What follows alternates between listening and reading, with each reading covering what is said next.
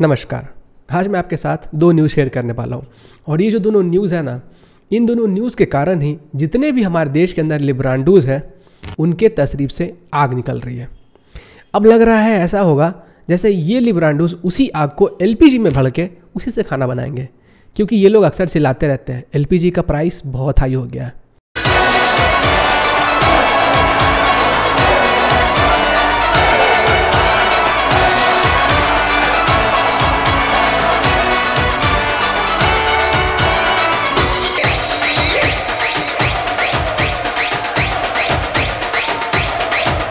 तो चलिए आज बात करते हैं इसी बारे में और डिटेल में जानते हैं कि ये दोनों न्यूज़ क्या है। जो सबसे पहला अपडेट है वो ये है कि एलन मस्क ने ट्विटर को खरीद लिया है।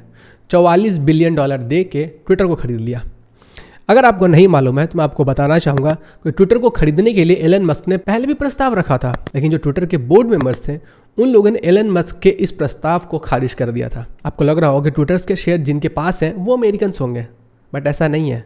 आपको जानकर यह ताज्जुब होगा कि ट्विटर के जो मैक्सिमम शेयर होल्डर्स हैं वो सऊदी अरेबिया के हैं और इन्हीं लोगों ने एलन मस्क के इस प्रस्ताव को खारिज किया था। जबकि एलन मस्क ट्विटर के शेयर्स से ज़्यादा दाम पे उनके शेयर्स खरीदना चाहती थी, फिर भी उन्होंने खारिज कर दिया। उसके बाद भी एलन मस्क नहीं रुके। उनका ये जो ट्विटर खरीदने का जज्बा था वो जारी रहा। और दूसरी तरफ वो जो सऊदी अरेबिया के शेयर होल्डर्स थे वो लोग भी नहीं रुके। उन लोगों ने भी अलग अलग पैतरे आजमाए, अलग अलग तरीके के हथकंडे अपनाए जिससे एलन मस्क ट्विटर को ना खरीद पाए। बट आप तो जानते हो एलन मस्क ठहरे जिद्दी आदमी, क्योंकि एलन मस्क भगवाधारी जो ठहरे हैं। आपको नहीं मालूम है क्या?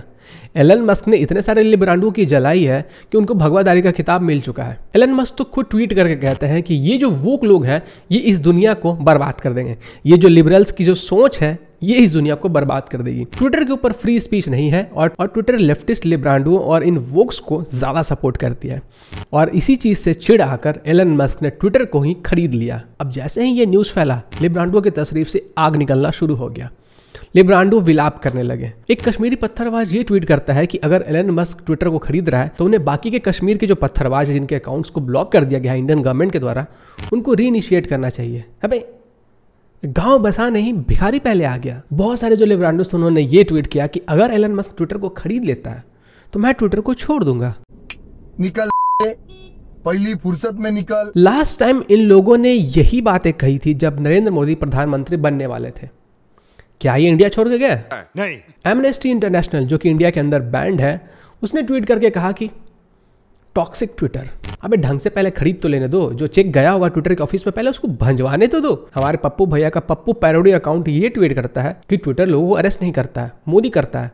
तो एलन मस्क को अगर फ्री स्पीच प्रमोट करना है तो उसे मोदी को खरीद लेना चाहिए। बट क्या करें, मोदी को ऑलरेडी हमारे देश के जो बिलियनर्स हैं उन्होंने खरीदा हुआ है। अच्छे जोक मारते हो लेकिन पैरोडी ही होता है। असली वाले पप्पू से ज्यादा अच्छा मजाक तुम नहीं कर सकते। सॉरी।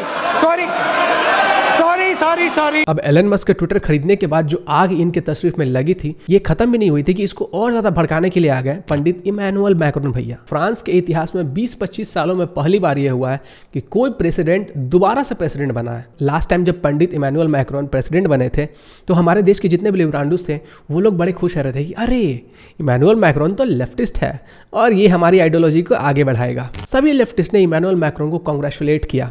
लेकिन जब इमैनुअल मैक्रोन ने अपना प्रेसिडेंट का पद संभाला और उसके बाद जैसे एक एक करके उन्होंने डिसीजन लेना शुरू किया, तब इनको अपना ट्वीट डिलीट करना पड़ा। बट पंडित इमैनुअल मैक्रोन ने ऐसा क्या कर दिया?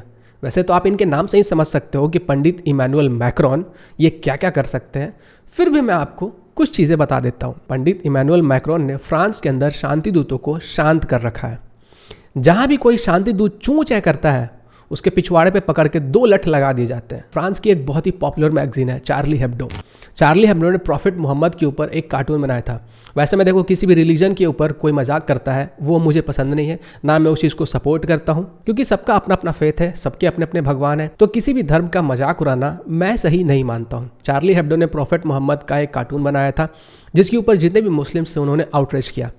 अब ऑब्वियसली आउटरीच करना बनता था, क्योंकि कोई भी अगर किसी धर्म के खिलाफ कोई कार्टून बनाता है या मजाक उड़ाता है तो आउटरीच करेंगे, वो हम लोग हो या फिर कोई और धर्म का क्यों ना हो। तो जब मुस्लिम्स ने आउटरीच किया तो भी चार्ली हेब्डो के जो मैगजीन्स थे उनके ऊपर कोई फर्क नहीं पड़ा। बजाय उनको कंडेम करने के इमैनुअल मैक्रोन ने उनको डिफेंड किया। पंडित इमैनुअल जी ने कहा पूरे दुनिया के अंदर इस्लाम क्राइसिस में है। अब उनके इन सब बयानों से, इन सब एक्शन से जितने भी मुस्लिम कंट्रीज के मुस्लिम्स थे वो सब लोग फ्रांस के अगेंस्ट हो गए। पंडित इमैनुअल मैक्रोन जी की फोटो को कभी सड़क पे फेंकने लगे, कभी पैर से रौंदने लगे, तो कभी उनके ऊपर कीचड़ उछालने लगे, तो कहीं कहीं पे उनको चप्पल से मारा जाने लगा। और इंटरनेशनल भिखारी, हाँ मैं पाकिस्तान की बात कर रहा हूँ, पाकिस्तान वालों ने सड़क पे आकर ये कहना शुरू कर दिया कि फ्रांस के सामान को कोई भी नहीं खरीदेगा। अबे चप्पल छोड़, फ्रांस के सामान को खरीदने के लिए पहले औकात बनाओ, तब उसको बाइकआउट करने की बात करना। जैसे ही पाकिस्तान के सड़कों पे बॉयकॉट वाला ये गेम चलने लगा तो पंडित इमैनुअल मैक्रोन ने कहा, 4 चवन्नी घोड़े पे डैश मेरे डैश पे, अब फिल इन द ब्लैंक्स आप भर लो, आपको जो समझ में आए, आपको जो सही लगे कमेंट करके भी बता देना। एक्चुअली देखा जाए तो पंडित इमैनुअल मैक्रोन का कहना गलत नहीं है। उनका ये कहना है कि मैं रेडिकलाइजेशन को ख़त्म करना चाहता हूँ, जो कि हम सब लोग चाहते हैं, क्योंकि अगर इस दुनिया में रेडिकलाइजेशन नहीं होगा तो आतंक कहीं पे भी नहीं होगा, चाहे वो किसी भी फॉर्म का रेडिकलाइजेशन क्यों ना हो। सारे दंगे फसाद, लड़ाई और आतंक का जड़ एक ही है और वो है रेडिकलाइजेशन। और ISIS जैसे आतंकी ऑर्गेनाइजेशंस यही करते हैं, वो बच्चों को लाते हैं और उनको रेडिकलाइज करते हैं ताकि वो लोग आतंक फैलाएं। अब इंडिया के अंदर भी बहुत सारे ऐसे ग्रुप्स एक्टिव है जो कि रेडिकलाइजेशन कर रहे हैं, जैसे कि PFI के ऊपर बहुत बार एलिगेशंस लगे कि वो लोग रेडिकलाइजेशन कर रहे हैं।